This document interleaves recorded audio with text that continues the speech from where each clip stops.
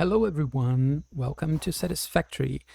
This is a factory building game and I played it before. It came out from early access last week, I think, and it's a lot of fun. And I decided to play it again because now we have some new things that the version implemented, and I wanted to try it. Next right? objective. So Dismantle Ada the is drop our pod. helper. I will Fix it. just The drop stop pod. her talking. Next objective. And that's a little bit related with what I want to do here. I want to try to create a series of Potential videos, right, playing Satisfactory, but I don't want to make it like go over all the details. I think it's a pretty well-known game Potential already, with the human.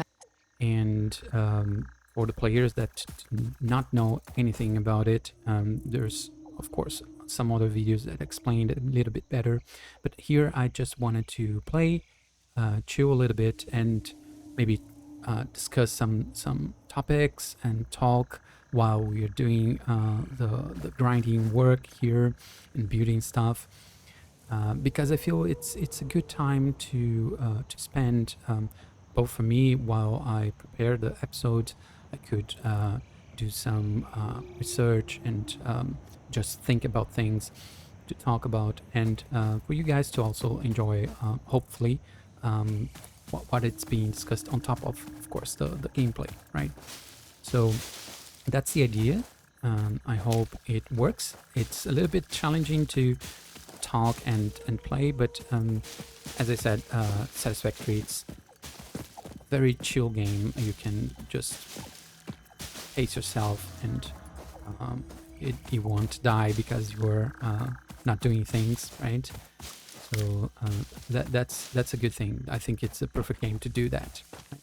So what we want to do now is to go after our first ore node, and while we are moving there, we can probably start talking about what I think it's the topic of the day, right? Which is, I thought about, oops, we have a friend. Sorry, friend. Next objective. Use the build gun to construct the hub. Iron is a base component necessary for all near future progress. So okay, Ada, samples of new and a thick. So the topic of the day, I thought about it, and I think it makes sense to discuss gameplays, right? And why people like to watch gameplay, right? So the first thing, of course, gameplay, if you are watching it, it's not the usual gameplay. It's not how you interact with your game, right? And how the game responds. It's this recording a video of yourself playing a game, and of course it could be a single player, it could be multiplayer. Hub foundation built. The hub terminal and what essentially.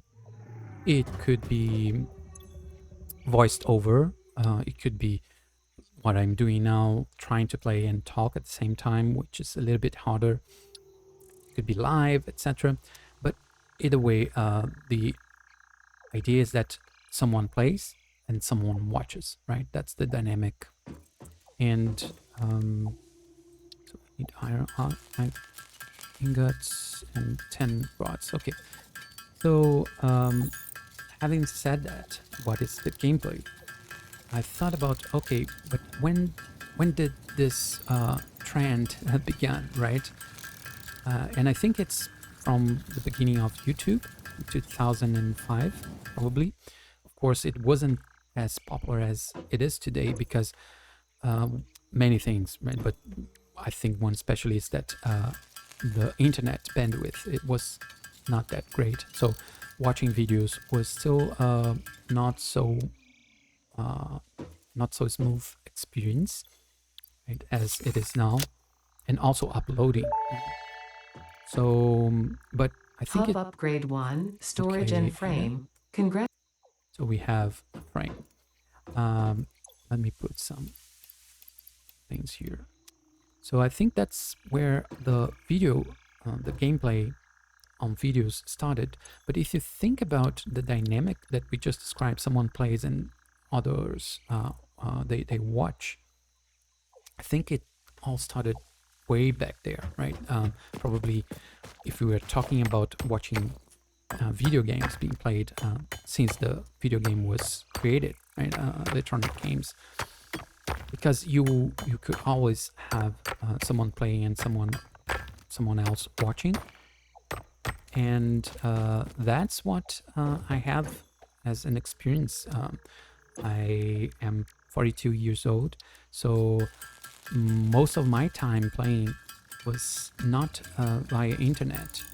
It was really offline, and I had some friends, and we all got together in the same room and we played. And at that time, we didn't have the ability to just play together, right?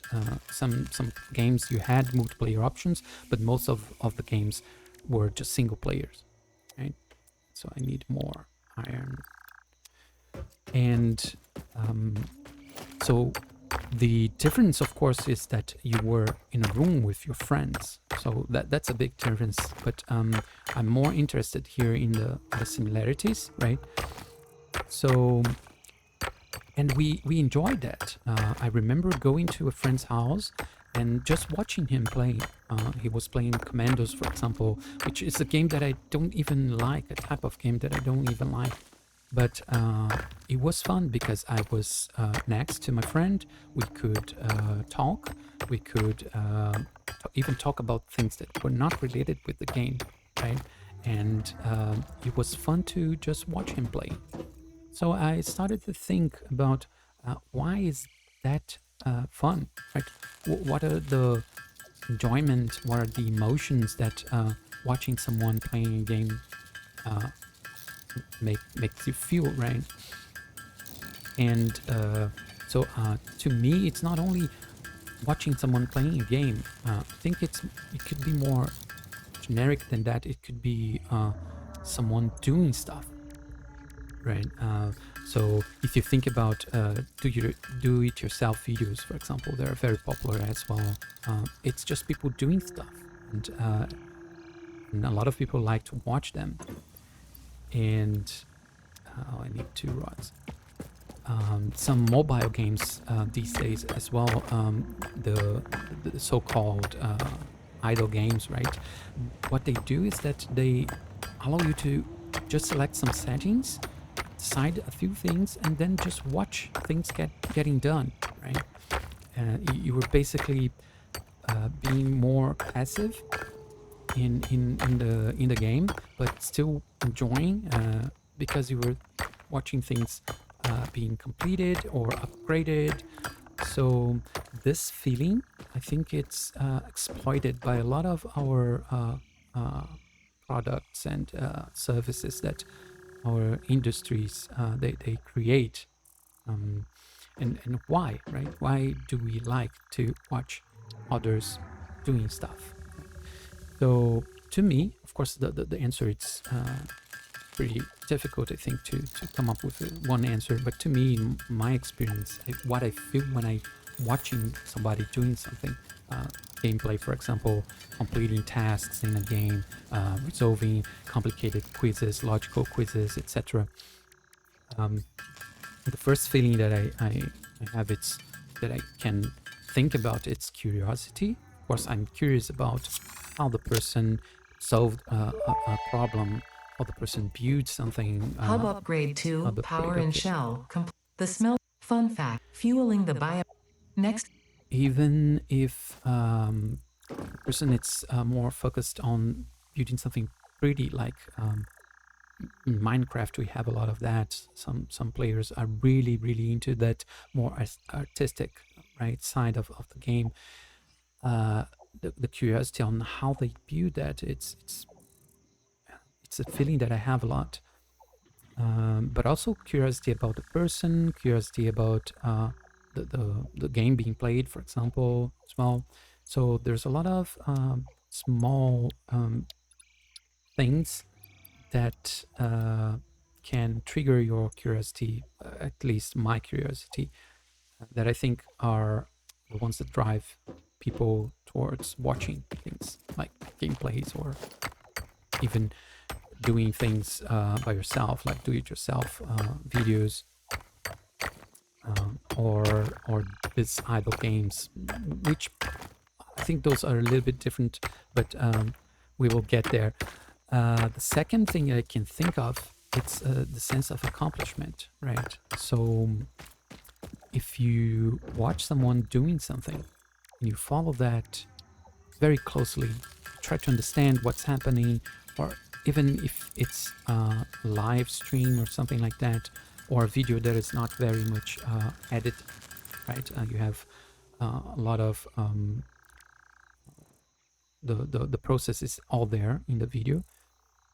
I think that this sense of accomplishment, that someone did something, you feel that a little bit as well, because you feel that you are part of that, even if, of course, you were just watching it. You were not actually. So I need 6 and 2. Okay, you're not actually doing things, but you are part of the process, right? So you can feel a little bit more. You can feel well about being able to follow. For example, if it's a very complicated process that you need to understand how much machines you have to build to reach a certain production, and how they are all arranged. Satisfactory, it's a very complex game, but I would say Factorio, for example, it's even more. Or even following chess player explaining the logic on why he's doing things, for example, that's very complex. And if you follow that and you were able to understand a little bit, I think this sense of accomplishment can arise, right? Or even if you're not, you're just following, but sometimes you feel good about something being completed, even if it's not you doing it, right? That's the case, I think, for those idle games. You just feel good about you leveling up, and you see the character that you're controlling or not controlling, because idle games you don't usually control too much. The character is getting stronger and doing more things, and you're completing those tasks, right? There's a list of tasks that you get completed, checked, and you receive a bonus for that, etc. So that accomplishment, I think it's one of the forces as well that drives people towards this behavior of watching people doing stuff, right? And the third, I think it's a little bit of running away from what you don't want to do at that time. So a little bit of escapism, because you can use the gameplay, the video, to forget about something that you need to do, right? And just chill a little bit, or some people, myself included, chew a lot and yeah, not do what you really needed to do, but you're not willing to do, and watch the gameplay, for example, just to get your brain to something else. And the duty of that, you feel that you are not doing what you supposed to do when you're watching something, it goes away a little bit, right? So that's the third one, escapism. The fourth, I think it's a little bit of attachment that you might want, not want, but that you develop towards the person that's doing the gameplay or recording the videos, etc. I think that's a very natural thing to happen as well. It happened to me all the time. Of course, not with everyone, but for the people that I have something in common that I can relate to, I get attached. And sometimes you just watch because of this attachment, right? Not only for the content of curiosity or accomplishment. No, it's just because you like the person. Even if, of course, it's a one-way relation. Only you know that you like that person. The person doesn't know even that you exist, probably, right? That it's possibly not true for live streams where you can try to interact with the person, but it's just a so low level interaction, like so quick, that I don't think it could be considered two-way, right, relationship. Not even a person doesn't probably even remember interior furnishing completed. from you, right? The constructor can produce After the simple stream. parts and Okay, power pole when you in line next to after the stream is finished. So that's the fourth. And the last one that I identified in myself was related with desiring things, right? So you often, so I need cables, okay. So you often want to watch something because you desire that thing that's being displayed, either an object or want to be someone else, right? Have the skills of someone else, and that I think you keep watching because you want to keep feeding that desire, right?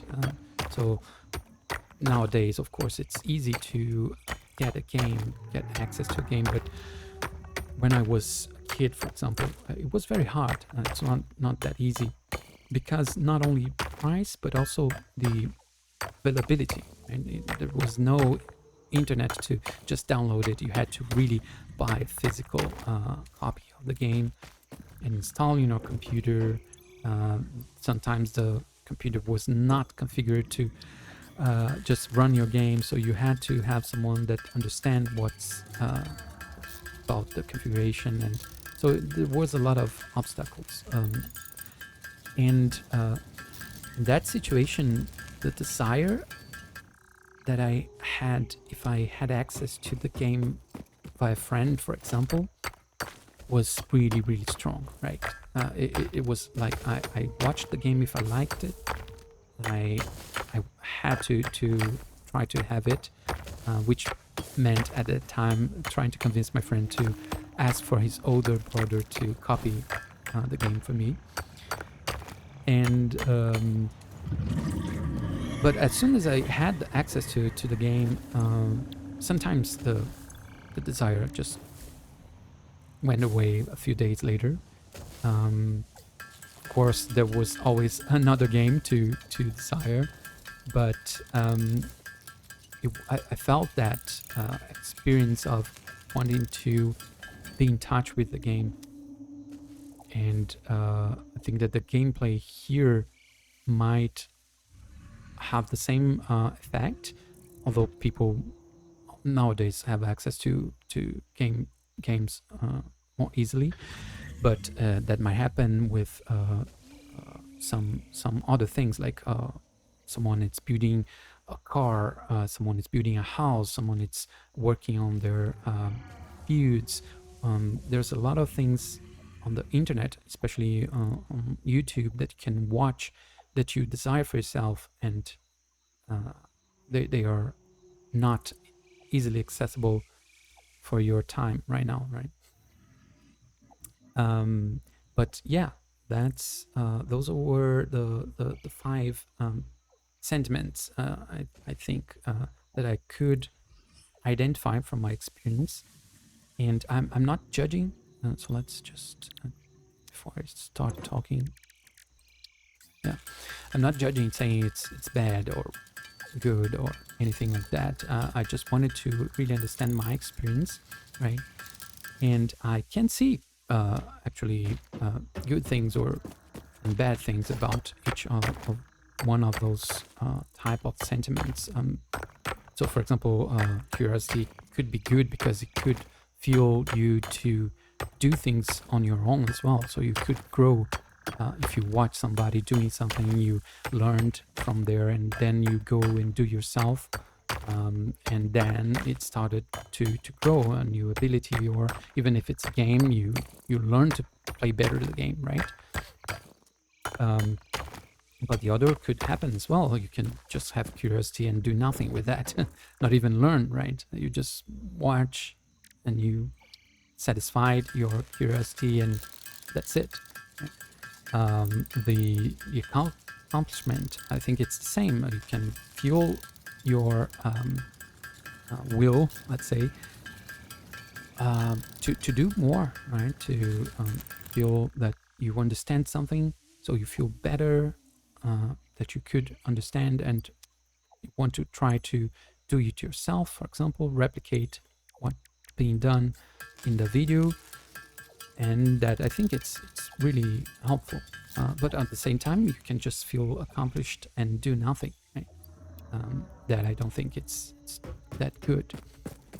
And escapism, I think even that, if you need to really forget about something a few moments, having this this activity that allow you to forget about something, it could make you come back to that something else later with a better mind, or rested. And I think it could be good, but also if you just keep escaping and getting about things you have to do, that could be really bad for your life. And I think it's the same for attachment and desire, right? Attachment, it's good that you have somebody to look for, right? Not look for, but you have a reference, right? And you can feel attached to that reference, to that person that does something that you like. But if you just have that, just have that person to feel attached to, then your life might feel really empty, right? And the desire, if you can use that to, okay, I have a desire to do something or to have something, etc. So how am I getting there? It's good, but could be good. But if you can't have the thing that you desire, then it's very painful, right? So all of those things, I think they're good and bad. Depends on the situation, depends on the person, of course. And I see that I am doing really well on this, right? Oh man. Let me take more. I have another. Probably yes, right? Because yeah, 6 meters. This one, of course. No, the next one. Oh, I got into a really bad place, right? Because those big. Oh, hello. Those big nodes on top here, they're more efficient to mine, but yeah. So I'm not judging. That's the whole thing. And I experienced most of the cases I just talked about, actually all of them, right? Because I'm talking about my own experience and why it's reflecting, right, about those things important, I think.